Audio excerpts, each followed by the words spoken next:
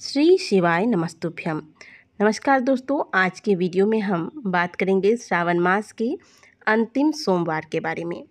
यदि आपने अभी तक पूरे श्रावण के महीने में एक भी सोमवार का व्रत नहीं किया है या फिर अभी तक आपने श्रावण महीने में किए जाने वाले कोई भी धार्मिक कार्य जैसे जलाभिषेक हो गया, रुद्राभिषेक हो गया या फिर महादेव के मंदिर उनके दर्शन करने नहीं गए, महादेव के मंदिर में आपने दीपदान नहीं किया, अगर अभी तक श्रावण महीने के बताए गए कोई भी नियम, कोई भी उपाय को आप नहीं कर पाए हैं तो यह आपके पास अंतिम मौका है। और इस बार श्रावण का जो अंतिम सोमवार है यह बहुत ही खास है, क्योंकि इस दिन सर्वार्थ सिद्धि योग रहने वाला है, जो कि इस दिन को और भी शुभ और उत्तम बना देगा। तो आज के वीडियो में बात करेंगे श्रावण के अंतिम सोमवार पर आपको ऐसा क्या खास करना चाहिए जिससे कि श्रावण महीना समाप्त होने से पहले आपको महादेव की कृपा प्राप्त हो और पूरे श्रावण महीने में किए गए जलाभिषेक व महादेव की पूजा अर्चना का फल आपको मात्र एक सोमवार के इस पूजन से प्राप्त हो जाए। वीडियो को अंत तक जरूर देखिएगा। वीडियो अगर आपको अच्छी लगे तो वीडियो को लाइक करना ना भूलें। कहा जाता है कि पूरे साल भर में किए गए शिव पूजा का फल मात्र श्रावण के एक सोमवार के व्रत को धारण कर लेने से प्राप्त हो जाता है। इसीलिए श्रावण का सोमवार इतना ज़्यादा महत्वपूर्ण होता है। सबसे पहले आपको बता दूं कि यदि आपने श्रावण महीने का एक भी सोमवार का व्रत अभी तक नहीं रखा है तो अगर संभव हो सके, शारीरिक स्थिति आपकी ऐसी है कि आप व्रत कर सकते हैं, तो आप कम से कम श्रावण का अंतिम व्रत अवश्य कीजिएगा।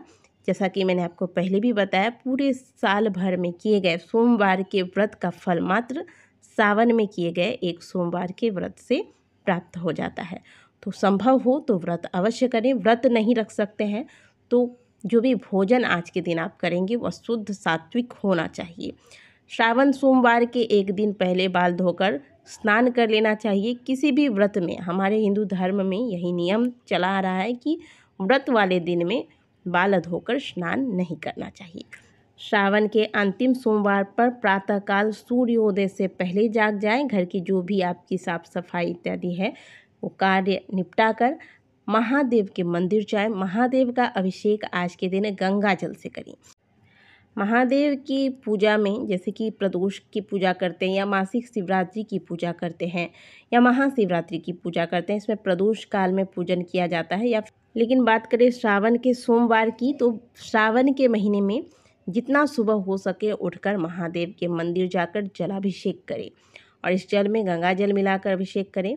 इससे महादेव अत्यंत शीघ्र प्रसन्न होते हैं। सावन का अंतिम सोमवार है तो प्रयास कीजिएगा कि 108 बेलपत्र यदि आपको मिल जाए, क्योंकि इस महीने में आपको बेलपत्र बहुत ही आसानी से मिल जाते हैं और बहुत ही सुंदर सुंदर बेलपत्र मिलते हैं। तो यदि मिल जाए तो 108 बेलपत्र ले लीजिएगा।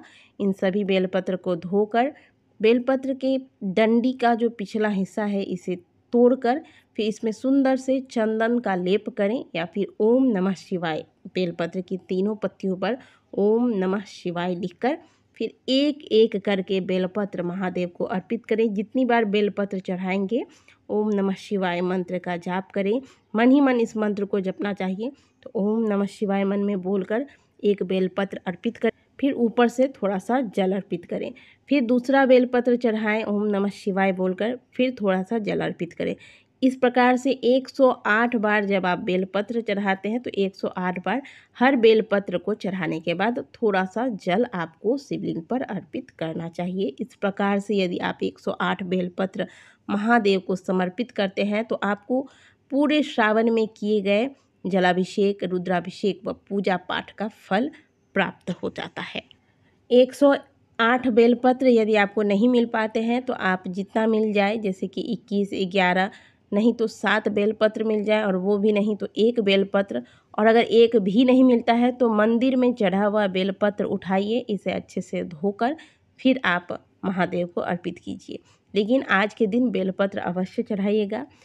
इसके अलावा अगर 108 बेलपत्र नहीं मिलता है तो आप अक्षत के 108 दाने जो कि टूटे हुए ना हो ये महादेव को अर्पित कर सकते हैं। इसके अलावा भी जैसे कि 108 आंकड़े का पुष्प अगर आपको मिल जाता है तो इसकी माला बनाकर महादेव को चढ़ाएं। आंकड़े के अलावा आप कनेल या फिर अपराजिता, जो नीले रंग का अपराजिता होता है, इसकी फूल बनाकर महादेव को अर्पित कर सकते हैं। ये तीनों पुष्प महादेव को अत्यंत ही प्रिय है, तो तीनों में से जो भी पुष्प आपको मिल जाए इनकी माला बनाकर आज के दिन शिवलिंग पर अवश्य अर्पित करें।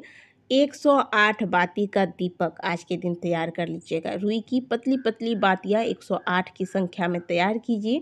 एक बड़ा सा मिट्टी का दीपक ले लीजिएगा। इसमें घी हो सके तो घी या फिर आप तिल के तेल का प्रयोग कर सकते हैं। ये भी नहीं होता है तो आप सरसों के तेल का भी प्रयोग कर सकते हैं। महादेव की पूजा अर्चना करने के बाद 108 बाती का दीपक महादेव के समक्ष अवश्य आज के दिन लगाएं। इससे भी महादेव अत्यंत शीघ्र प्रसन्न होते हैं।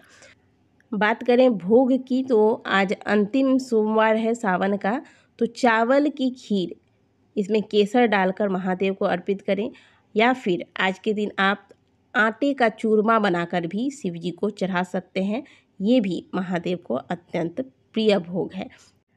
एक एक चीज़ें जो मैं आपको बता रही हूँ, जैसे कि 108 बेलपत्र, आंकड़े का या फिर कनेल का माला, 108 बाती का दीपक, या खास भोग में खीर या आटे की चूरमा बनाकर भगवान को अर्पित करना, ये सारी चीज़ें आपके सावन के अंतिम सोमवार के पूजा को बहुत खास बना देगा। तो इस विधि से, विधि तो पूजा की वही रहती है जो आप जिस विधि से आपने पहले सोमवार में पूजा किया, उसी विधि से अंतिम सोमवार में भी पूजा करेंगे। पूजा की विधि तो कभी नहीं बदलती है। जो विधि बताई जाती है आपको पहले, उसी विधि से पूजन करनी है। बस पूजा में कुछ खास सामग्रियों को शामिल करके आप अपने श्रावण के अंतिम सोमवार की पूजा को और भी विशेष बना सकते हैं। आशा करते हैं कि दी गई जानकारी आपको अच्छी लगी होगी। वीडियो अगर आपको अच्छी लगी है तो वीडियो को लाइक ज़रूर कीजिएगा। मिलते हैं आपसे अगले वीडियो में, तब तक के लिए ओम नमः शिवाय, हर हर महादेव।